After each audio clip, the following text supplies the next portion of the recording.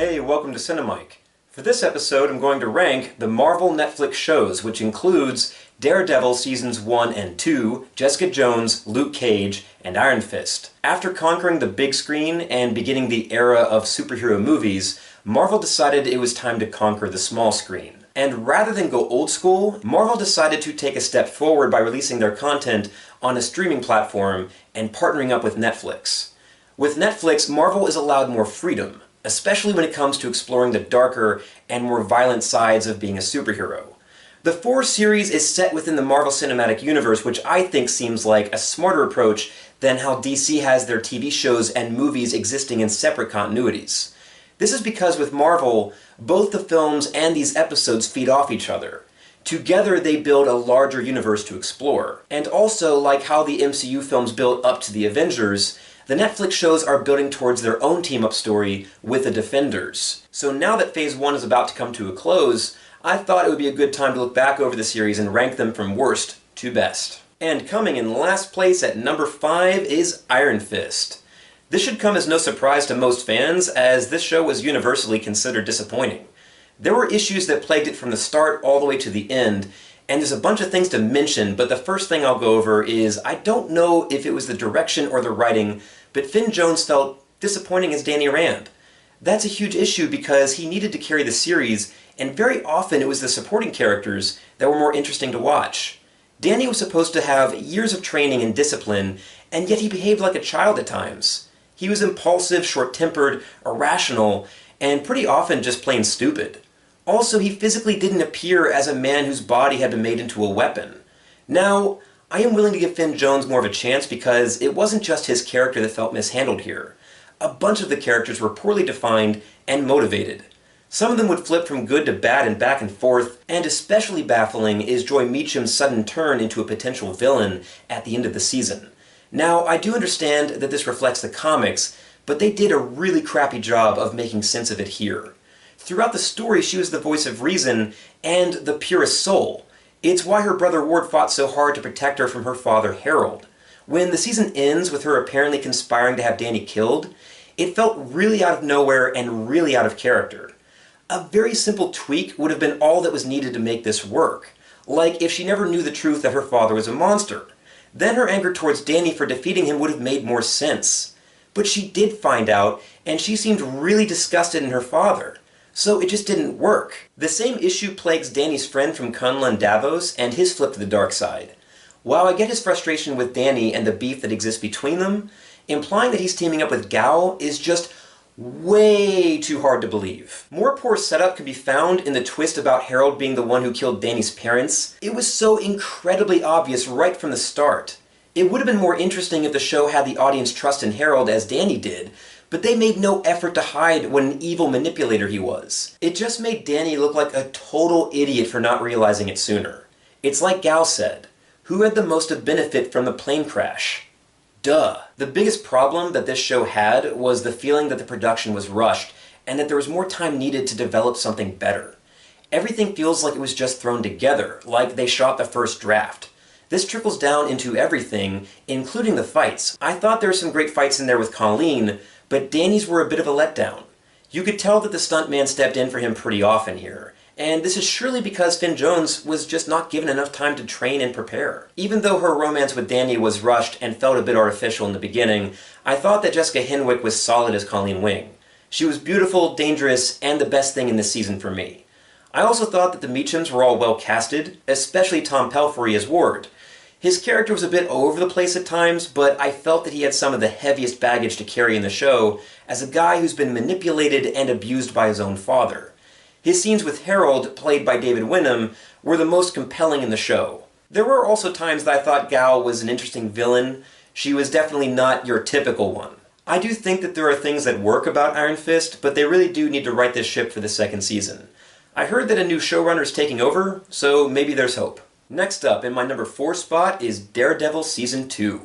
After the massively successful and critically acclaimed first season, it was always going to be near impossible to top it. I can sum up in one word everything that worked about this season for me. Punisher. Jon Bernthal was perfectly cast as Frank Castle, and he was just a machine on the show. When the plot dealt with him and Daredevil's opposing ideologies, then it was great stuff.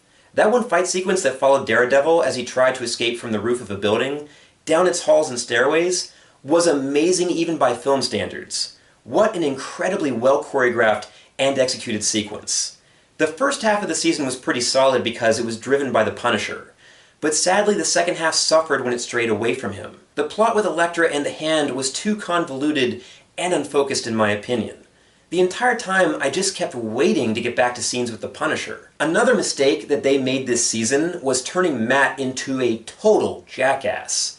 His choices were so frustrating that it became difficult to sympathize and relate with him anymore. He mistreated his friends, and he was especially terrible to his secretary and love interest Karen. The villain this season was also an incredibly weak follow-up to Kingpin. So much so that I needed to look online to remember who he was. All that I really remembered about Nobu was that he was a member of the Hand and was burned to death in Season 1, but was resurrected here in Season 2. Nothing much really stood out about him aside from being a good fighter, and he does have some good fight scenes. But the guest appearance of Kingpin this season was the only time that I felt engaged with a villain. I also found Elektra pretty disappointing. This version of her was too crazy and unlikable for me to care one way or the other about her. There were some great things sprinkled in this season, like the Punisher, but also you can't trash the action, as the ones in this and Season 1 is the best of any of the series. It's just that this was a step down from the first season. So fingers crossed that Season 3 takes a step up. Coming in number 3 is Luke Cage. Mike Colter returns to the title character that he established in Jessica Jones. He was a great supporting character, and so it felt fitting that he got a chance to lead his own story. He's really strong in this, and I don't just mean in the literal sense that the guy is huge. Colter is also a hero that you can stand behind. A guy who takes a firm stand on right and wrong. Arguably to a fault because it makes him stubborn as hell and gets him into a lot of trouble. He has the distinction of being the only defender who has made his super abilities public, which allows for some unique narrative opportunities. Of all of the series, this definitely has the coolest style. Music plays a big part in this story. Cottonmouth's nightclub is the source for a lot of the strong soundtrack, and also features as a key location. Also, speaking of locations, in Luke Cage's world, Harlem is a character in itself. They really put a lot of effort into capturing the soul of the place and making it feel real. It's the prize in the power struggle with Luke in one corner and Cottonmouth in the other, who's played by Academy Award winner Mahershala Ali. He did a fantastic job of playing the villain as a businessman that operates within his own moral code. He's kind of in the same vein of other iconic gangster characters like Michael Corleone from The Godfather. I also found his relationship with his cousin Mariah, who's a local councilwoman dabbing in crime, pretty interesting. And Alfre Woodard also does a great job of playing her. All that said, this series does suffer from something that seems to be a running issue in these Marvel Netflix shows. Its first half is stronger than its second half. At a certain point, the focus shifts from Cottonmouth onto Diamondback, who is a far less interesting villain to me. Where Cottonmouth felt like a layered character and was grounded in reality, Diamondback is just your standard over-the-top comic book villain. He's pretty one-dimensional and a bit cartoony. And also his sudden introduction as Luke's long-lost brother felt poorly set up and random. The story also felt like it became increasingly more sloppy and unfocused in the second half, and I felt like Luke's powers of being unbreakable could have been utilized a little better in places. Now don't get me wrong, there is some action in this that isn't bad, but there's only one that really stood out and was memorable, where Luke attacks dozens of guys at a base of operations for Cottonmouth. That scene was pretty cool. I would say that overall, despite a few issues, that it was an enjoyable show, and I am game for more. In number 2 is Jessica Jones. This was a big gamble for the Defenders, as it was only the second show released after Daredevil, and obviously that character has a much larger fan base and awareness behind him. Not many people outside of true comic book fans would even know her name, so if they couldn't get this show to work, then how would they get other lesser-known characters like Luke Cage and Iron Fist to work? Somehow, Marvel always proves the doubters wrong. The first smart move that they made was casting Kristen Ritter as the title character. She may not have the most impressive fight scenes, a stunt woman appeared to be used pretty often, but she's a total badass in her attitude. Ritter has this incredible dry wit and sarcasm that makes all of her dialogue really pop. She also manages to convey that Jones's tough exterior is to hide her vulnerability and pain. she's a pretty damaged and tortured character. The person responsible for a lot of her pain is Kilgrave, who's a villain with the power of manipulation through verbal suggestion, which pretty much forces people to do anything that he wants. He's played by Doctor Who's David Tennant, and he looked like he was having a ton of fun with this character. It's amazing how he juggles being funny and scary, and often both at the same time. He even somehow manages to make Kilgrave just a pinch likable, in some weird way, and that's despite how truly disgusting of a character he is. That's not at all easy, and it speaks volumes of David Tennant's talent. I really appreciate how this show explored difficult themes of abuse, rape, and dealing with post-traumatic stress disorder. Anytime a story can tackle real-world issues like that, then it transcends beyond just being simple entertainment. It also makes Jessica Jones a hero that stands strong for people who have suffered. The show delivers a really strong message of empowerment in Jessica's fight to make Kilgrave pay for his crimes. So that's all good stuff, but I will say that this show also suffers slightly in its second half. It starts to feel a little repetitive, like a story stretched out too long, and it struggles to maintain itself at a certain point. The action scenes are also probably the weakest of any of the shows, though I feel that it somewhat makes up for that in the conflict between Jessica and Kilgrave, which is intense.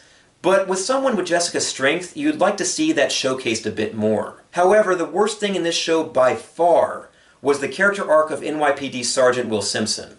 He starts off as an ally to Jessica, and then very randomly becomes a villain in such a forced and rushed way. Again, it doesn't matter if he's a villain in the comics. In this show, it was extremely out of nowhere and very poorly set up. Now, aside from a few little issues like that, this was a really strong show and I enjoyed it. And now coming in number 1 is the first season of Daredevil. Daredevil has the distinction in the Defenders as being the only member who was originally created by the Master Stan Lee, the man responsible for many of the most successful Marvel characters. Despite this, Daredevil has had a long road to finding success outside of the comics. The first attempt to breathe live-action life into the character was the 2003 feature film starring Ben Affleck, before he was Batman. Personally, I do think that the movie gets more hate than it deserves. It's definitely not a great film, but there are redeeming things about it. However, it failed to connect with audiences, and it seemed like the man without fear was going to have to submit to defeat. Then, fortunately, the rights for the character went from 20th Century Fox and came back home to Marvel, and they had some big plans for the blind superhero. Rather than reboot him in the movies, they chose instead to take a darker and grittier approach on the small screen, something closer to the spirit of the Frank Miller version of the character. I don't think that any of us knew what to expect, as this was the first Marvel Netflix show, and it blew all of us away. Honestly, I would put the quality of this show up against the very best superhero movies that are out there. Charlie Cox leads an impressive cast, and he just totally embodies Matt Murdock for me. He's a very natural performer, and he grounds the fantastical aspect of the character in reality. He has an everyman quality that is very easy to relate to and understand. Well, that is at least until Season 2. But he's fantastic. Daredevil also offers the greatest villain of any of the shows, and arguably of any of the Marvel movies, with Vincent D'Onofrio as Kingpin. He delivered absolute justice to Kingpin, as though he stepped straight out of the comics. He is incredibly intimidating and imposing, and there's this scene where he decapitates a guy with the car door, and it's such an incredible way to establish him as a badass. Another thing that I love about him is that he doesn't play it as you might expect. Rather than going big, he's much more introverted and quiet. That way, when he snaps, it's all the more startling. He always feels like a bomb waiting to go off, and it unsettles you. At the same time, though, he surprisingly manages to bring a lot of humanity to Kingpin. The romance story that he's given in this is actually really touching, and allows us to see so many sides to the guy. You even find yourself cheering him on in certain moments, and that is the best kind of villain. The versus match between Daredevil and Kingpin is truly epic in this. The production side to Daredevil is also the best of any of the shows. There are these amazingly complicated, long tracking shots through incredibly well choreographed fight sequences. Most notably is a sequence where a visibly injured Daredevil fights his way through a hallway of bad guys to save a little boy. I also love this scene where the camera is rotating inside a cab, and every pass it makes across the back window, you see a fight between Daredevil and bad guys progress. What a great way to build suspense and tension. It's careful attention to detail and quality like that which elevates this show to being the best. The cinematography is top-notch throughout this whole thing. I also love how the narrative unfolds, how background information is sprinkled in, and flashbacks are used really effectively to add layers to everything. I also enjoy seeing Daredevil truly earn his iconic costume from the comics by the end of the season.